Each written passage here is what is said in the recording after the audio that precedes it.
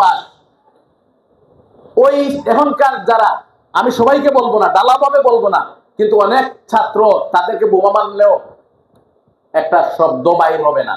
এই শিক্ষা ব্যবস্থা আমাদের অনেক সময় লাগে, কিন্তু আমাদের বৈধভাবে যখন এখানে কাস্টম গার্ডকে স্থলবন্দরে পরিণত করা হবে, তখন এই 7 সিস্টারকে নিয়ে আমাদের সুদূর পরিকল্পনা রয়েছে।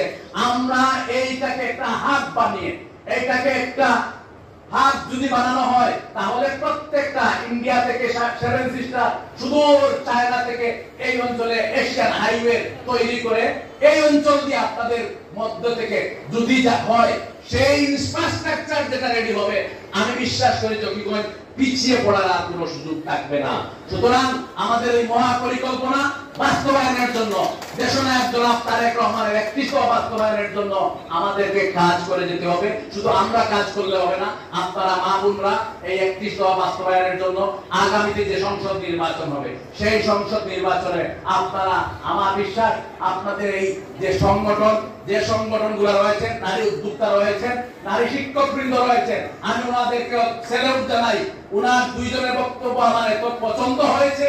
বিশ্বাস করেন, আমি এই জকিগঞ্জের সন্তান হিসাবে আমি চাই আমার মা বোনেরা তাদের সম্মান আব্রু নিয়ে তারা যাতে তাদের কাজকর্ম করে এবং তাদের সংসার জীবন যেভাবে স্বাবলম্বী করবে, পাশাপাশি তাদের সংসারটা যাতে উন্নয়নের পরিণতিতে যায়, সেটা ভূমিকা রাখবে বলে আমি গরম অনেক, আমরা দীর্ঘায়িত করব না।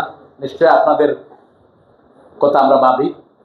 আজকে যেহেতু একটি পর্ব শেষ হয়েছে এবং এই সুযোগটা কাজে লাগানো, আপনাদেরকে এক জায়গায় করা, আমাদের মেসেজটা আপনাদের কাছে দেওয়া, কারণ আপনারা যেভাবে মেসেজটা পৌঁছাবেন এটা কারোর পক্ষে সম্ভব নয়।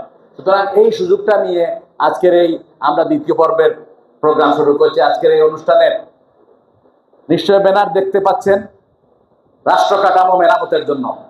রাষ্ট্র কখন মেরামত করা হয়? যখন একটা রাষ্ট্র ভঙ্গুর অবস্থায় হয়ে গিয়েছে এবং বাংলাদেশের টাকা, আপনাদের আমাদের শ্রমের টাকা, ঘামের টাকা, লক্ষ লক্ষ কোটি টাকা আজকে তারা পাচার করে নিয়ে গিয়েছে। আজকে আমরা বাংলাদেশের পুলিশ সেক্টরকে ধ্বংস করা হয়েছে। যদি আল্লাহর হুকুম হয়, তার জানোর শেষ হয়, আপনার সবাই বিবাহ করে সবে আব্দুল সবে নিবা ইনশাল্লাহ। আর আপনাকে অনেক কষ্ট করছেন, বলার কোনো কিছু নিবেন না। আর এই আমরা তো 17 বছর এইরকম করতাম পারছি না। আমার চাকরিমাকে উদ্যোগ দিয়েছেন, আগামীতে ইনশাল্লাহ এইরকম হইব। আমরা এইসব আসবা এসেছেন, আপনারা যারা সামনে বসা রাজনীতি করে, আমরা অনেকের জন্য যে শিল্প চিন্তা করতেছেন জাকির ভাই, আপনাদের যে চেতনা দিতেছেন জাকির ভাই, আপনাদের প্রত্যেক আমাদের জকিগঞ্জ কানাইঘাটের সকল দুরবস্থার পরিবর্তন জাকির আর প্রমাণের জন্য আমার বোনরা দোয়াই। আমি মনে করি ধন্যবাদ শ্রদ্ধেয় ম্যাডামকে এই মঞ্চের পক্ষ থেকে আহ্বান জানাচ্ছি। অনুষ্ঠানের দ্বিতীয় সেমিনারে মহিলা সমাবেশ অনুষ্ঠানে আমি আয়েশা সিদ্দিকা আপনাদের সবাইকে প্রেমত সালাম আদাব ও শুভেচ্ছা জানাচ্ছি। উনি সমাবেশে প্রধান অতিথি এবং সম্মানিত সভাপতি এবং আমার প্রাণপ্রিয় অতিথিবৃন্দকে আমার সালাম। আসসালামু আলাইকুম ওয়া এবং হিন্দু বোনদের আমার আদাব। আমার বিভিন্ন ট্রেডে প্রশিক্ষণ দিচ্ছি বোনদেরকে। আমি মনে করি এখন আমরা যদিও পরিবর্তনের সাথে আমরা যে